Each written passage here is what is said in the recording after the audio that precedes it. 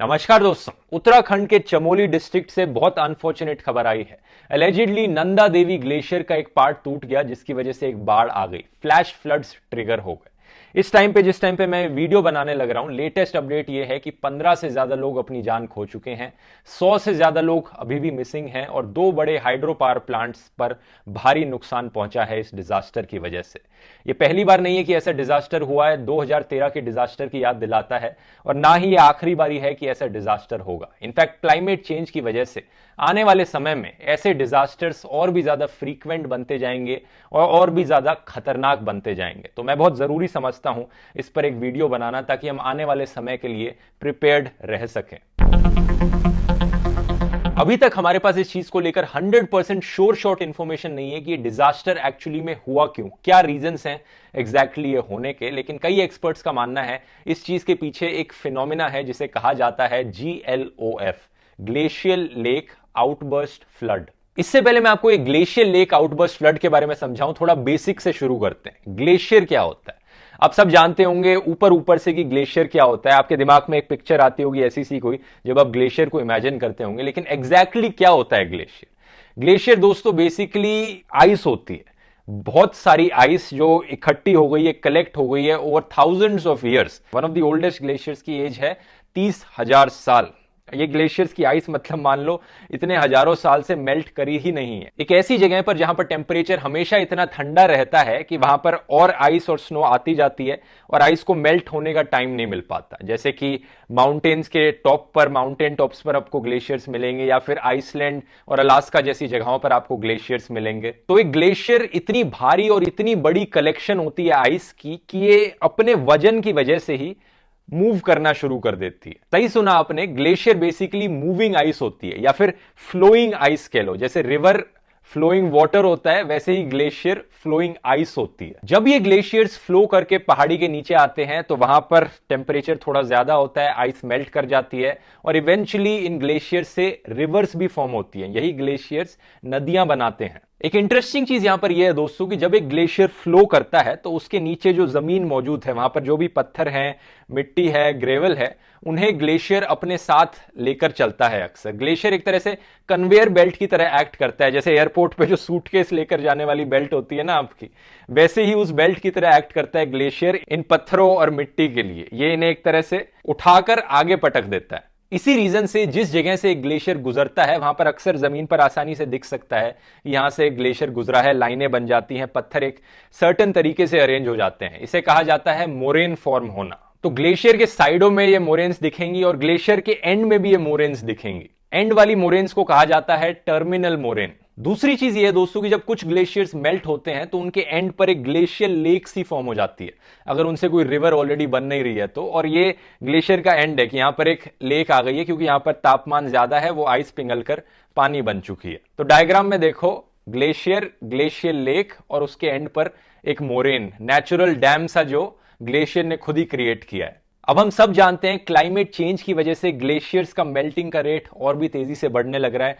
और भी ज्यादा ग्लेशियर्स मेल्ट होने लग रहे हैं। तो ऑब्वियस सी बात है और भी ज्यादा ये ग्लेशियर लेक्स बनने लगेंगी जहां जहां ग्लेशियर्स देखने को मिलते हैं। अब होता क्या है दोस्तों, कई बारी ये ग्लेशियर लेक के आगे जो मोरेन लगा है, ये नेचुरल बैरियर है, कई बार ये बैरियर टूट जाता है। लैंडस्लाइड की वजह से हो सकता है, किसी एवलांच की वजह से हो सकता है, कोई छोटे अर्थक्वेक की वजह से हो सकता है, कई रीजंस हो सकते हैं इसके पीछे। ये भी हो सकता है कि ग्लेशियर का कोई पार्ट आके टूटकर लेक में गिर गया, जिसकी वजह से एकदम से इसकी वॉल्यूम बहुत ज्यादा बढ़ गई इस ग्लेशियर लेक के पानी की और इसने मोरेन को तोड़ दिया। और ये मोरेन टूट गया तो ये नेचुरल डैम टूट गया और ये जितना भी पानी इस ग्लेशियर लेक में मौजूद है ये सब नीचे जाएगा, एक फ्लड क्रिएट कर देगा। और इसे ही कहा जाता है दोस्तों ग्लेशियर लेक आउटबर्स्ट फ्लड, जो कि कुछ एक्सपर्ट्स का मानना है इस उत्तराखंड के डिजास्टर में हुआ। लेकिन कुछ एक्सपर्ट्स का मानना है दोस्तों कि शायद ये रीजन नहीं था फ्लैश फ्लड्स के पीछे। प्रोफेसर HC नैनवाल ग्लेशियोलॉजिस्ट हैं, इनका कहना है कि इस रीजन में ज्यादा ग्लेशियर लेक्स मौजूद नहीं।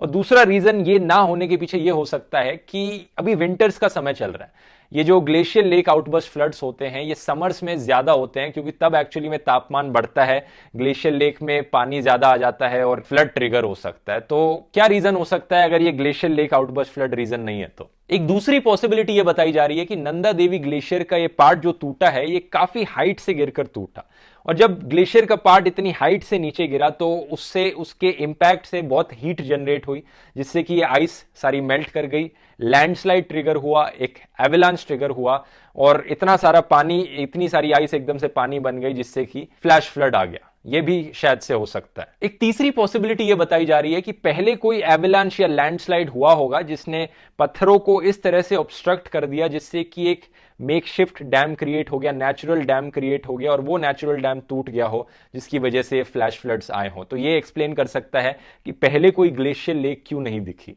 लेकिन इन तीनों में से कोई भी पॉसिबिलिटी हो, यहां पर यह चीज बड़ी क्लियर है कि ह्यूमंस का डायरेक्टली या इनडायरेक्टली इंपैक्ट रहा है इन नेचुरल डिजास्टर्स के पीछे। पहला और सबसे बड़ा रीजन तो क्लाइमेट चेंज ही है, जिसकी वजह से ग्लेशियर्स और पिघलने लग रहे हैं और इंटेंसिटी से पिघलने लग रहे हैं और ज्यादा ग्लेशियर लेक्स फॉर्म होंगी, जिससे ऐसे फ्लड्स आने के चांसेस आने वाले टाइम में और भी बढ़ते जाएंगे। एक रिसर्च ने बताया है, Kathmandu based international centre for integrated mountain development की 36% जो वॉल्यूम है हिमालय के ग्लेशियर्स में, वो साल 2100 तक खत्म हो जाएगी। और जैसे जैसे क्लाइमेट चेंज बढ़ता जा रहा है, जो एवरेज टेम्परेचर अर्थ का इंक्रीज होता है वो बढ़ता जा रहा है, उतनी ही तेजी से मेल्टिंग की स्पीड भी बढ़ती जा रही है। एक और रिसर्च ने ऑब्जर्व किया था कि जो ग्लेशियर्स का मेल्टिंग का रेट था 1975 से लेकर 2000 ईयर के बीच में, और जो 2000 ईयर के बाद से मेल्टिंग का रेट है वो दुगना हो चुका है। इस चीज का सोल्यूशन सुनने में सिंपल है, लेकिन करने में पता नहीं कितने साल, कितने दशक लग जाएंगे। हमें क्लाइमेट चेंज को होने से रोकना पड़ेगा। पेरिस क्लाइमेट एग्रीमेंट, जो कि दुनिया भर की ऑलमोस्ट हर एक कंट्री ने साइन कर रखी है, उसकी प्लेजेस को फॉलो करना पड़ेगा हर एक कंट्री को। ज्यादा से ज्यादा कोशिश करी जाए इलेक्ट्रिक कार्स में स्विच करने की, रिन्यूएबल एनर्जी में स्विच करने की, और जो भी कार्बन डाइऑक्साइड के एमिशंस निकल रहे हैं अलग अलग सोर्सेज से, उन्हें कम करने की कोशिश करी जाए। क्लाइमेट चेंज के अलावा दूसरा इनडायरेक्ट इफेक्ट मैं कहूंगा और शॉर्ट टर्म है और ज्यादा डायरेक्ट है, जो एनवायरमेंटल डिस्ट्रक्शन हमें देखने को मिल रहा है। कहीं पर वो इंफ्रास्ट्रक्चर प्रोजेक्ट्स के द्वारा किया जा रहा हो कि यहां पर ये और डैम्स बना दो और रिवर का जो नेचुरल फ्लो है उसे रिस्ट्रिक्ट करने की कोशिश करो, या फिर कहीं पर जंगल काट दो, ये सड़कें बना दो। इसका एक बड़ा एग्जांपल है सरकार के द्वारा बनाया जा रहा 4 धाम हाईवे प्रोजेक्ट, जो कि करंटली अंडर कंस्ट्रक्शन है। बहुत से इकोलॉजिस्ट और एक्सपर्ट्स ने इस पर सवाल उठाए हैं कि ये इको सेंसिटिव जोन में बनाया जा रहा है, जो कि उत्तराखंड की पूरी इकोलॉजी के लिए आने वाले टाइम में बहुत नुकसानदायक हो सकता है। इनफैक्ट कई एक्सपर्ट्स ने तो यह भी कहा है कि सरकार ने लीगल लूपहोल्स का इस्तेमाल किया, एनवायरमेंटल इंपैक्ट असेसमेंट को बायपास किया। जो असेसमेंट किया जाता है ये देखने के लिए कि ये जो हाईवे बनाया जाएगा, जो भी इंफ्रास्ट्रक्चर प्रोजेक्ट बनाया जाएगा, उसका इंपैक्ट क्या पहुंचेगा वहां की लोकल एनवायरमेंट पर। अब बात क्या है दोस्तों, लॉजिक बड़ा सिंपल है। जब पेड़ काटकर आप सड़कें बनाओगे तो लैंडस्लाइड होने के चांसेस ज्यादा बढ़ जाएंगे। पेड़ों की रूट्स सॉइल को इकट्ठा रखने में मदद करती हैं, एवलांचेस के लिए भी एज अ बैरियर एक्ट करती हैं और लैंडस्लाइड्स के लिए भी एज अ बैरियर एक्ट करती हैं। हालांकि सुप्रीम कोर्ट ने यहां पर कोशिश जरूर करी है एनवायरमेंटल डैमेज को कम करने की कुछ हद तक, ये ऑर्डर पास करके कि नैरो विड्थ करी जाए इस हाईवे की। ऐसे केसेस में सॉल्यूशन यही है दोस्तों कि हम जनता को यहां पर अपनी आवाज उठानी चाहिए। जब भी हम सरकार को ऐसी डेवलपमेंट करते हुए देखें, ऐसे प्रोजेक्ट्स बनाते हुए देखें जहां पर जो नुकसान उस प्रोजेक्ट से निकल रहा है वो कहीं ज्यादा है एज कंपेयर टू जो बेनिफिट उस प्रोजेक्ट से आएगा। चाहे आप आर्य फॉरेस्ट का एग्जाम्पल ले लो, चाहे गोवा में मौलम वाला एग्जाम्पल ले लो, चाहे ये 4 धाम प्रोजेक्ट हो। एडिशनली इन सॉल्यूशंस के अलावा एक तीसरा टेक्निकल सॉल्यूशन भी है इन प्रॉब्लम्स को अवॉइड करने के लिए, जो स्पेसिफिकली ग्लेशियर फ्लड वाली प्रॉब्लम को एड्रेस करता है। ये जो ग्लेशियर लेक्स फॉर्म होती हैं, अगर इन्हें पहले से ऑब्जर्व किया जाए, असेस किया जाए कि कहां कहां पर ये फॉर्म होने लग रही है, प्रिडिक्ट किया जाए मैथमेटिकल मॉडल्स के थ्रू कि ये वाला ग्लेशियर से अब ये ग्लेशियर लेक फॉर्म होगी, इसका मोरेन इतना अच्छा नहीं है, यहां पर रिस्क बहुत ज्यादा है एक ग्लेशियर फ्लड आउटब्रेक होने का, आउटबर्स्ट होने का, तो उसके लिए सिंपल इंजीनियरिंग रिलेटेड सॉल्यूशंस हैं यहां पर। ग्लेशियर लेक के फटने का इंतजार करने से पहले ही हम ग्लेशियर लेक को ड्रेन करना शुरू कर दें, उसके साइड से एक कैनाल निकाल दे जिससे कि पानी वहां से ही ड्रेन होकर निकल जाए और ये पानी इकट्ठा ना होते रहे एक दिन फटने के लिए। तो इन टेक्निकल सॉल्यूशंस के लिए सरकार को अपनी रिमोट सेंसिंग टेक्नोलॉजी इंप्रूव करनी पड़ेगी कि आइडेंटिफाई कर पाए कि कहां कहां पर ग्लेशियर लेक्स हैं, और फिर कंप्यूटर सिमुलेशंस बना पाए कि कैसे, कहां पर सबसे ज्यादा रिस्क हमें यहां पर देखने को मिलता है और उसे कैसे अवॉइड किया जा सकता है। बस बात यह है दोस्तों कि इन सारे सॉल्यूशंस पे हमें आज से काम करना शुरू करना पड़ेगा ताकि ऐसे डिजास्टर्स फ्यूचर में ना हो, और अगर हो भी तो हम उसके लिए पहले से ही प्रिपेयर्ड हों। यहां पर आपकी क्या राय है दोस्तों, आप नीचे कमेंट्स में लिखकर बता सकते हैं। उम्मीद करता हूं आपको एक छोटा सा एजुकेशन वीडियो इन्फॉर्मेटिव लगा होगा। पसंद आया तो वीडियो को शेयर कीजिए, और अगर आपको मेरा काम पसंद आता है मुझे सपोर्ट कर सकते हैं patreon.com/ध्रुव राठी पर, या यूट्यूब पे मेंबर बन के ज्वाइन बटन क्लिक करके। मिलते हैं अगले वीडियो में। बहुत बहुत धन्यवाद।